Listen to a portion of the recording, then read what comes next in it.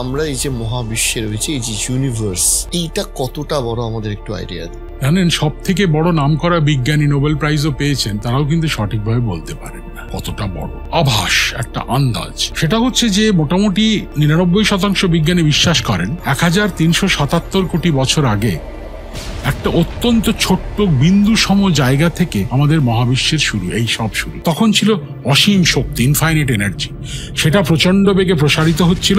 যত প্রসারিত হচ্ছিল শক্তির ঘনত্ব কম ছিল। একটা সময় শক্তি থেকে বস্তু তৈরি হয়, কণা তৈরি হয়, তারপর সেই কণা থেকে অ্যাটম তৈরি হয়, সেখান থেকে গ্যালাক্সি স্টার তৈরি হয়, সেখান থেকে আমরা তৈরি হয়েছি। তাহলে এইবারে যে প্রশ্ন আসে, এই যে সেই বিন্দু সম জায়গা থেকে শুরু হয়েছিল, সেটার আজকের অবস্থা কি? আমি 20 বছর আগেকার কথা বলছি। 3 ধরনের গ্রুপের বিজ্ঞানীরা 3 রকম কথা বলতেন। একজন বলতেন এটা তো বড় হচ্ছে, হতে হতে হতে হতে স্তিমিত হতে থাকবে এর প্রসারণ, আস্তে আস্তে হবে বড়, কিন্তু ধীরে ধীরে ফ্ল্যাট, সমান হয়ে যাবে, লীন হয়ে যাবে। আরেক দল বল না, একেবারে না, এই যে বড় হচ্ছে হচ্ছে হচ্ছে প্রসারিত হচ্ছে, থমকে গিয়ে ছোট হতে হতে আবার বিন্দুতে চলে আসবে।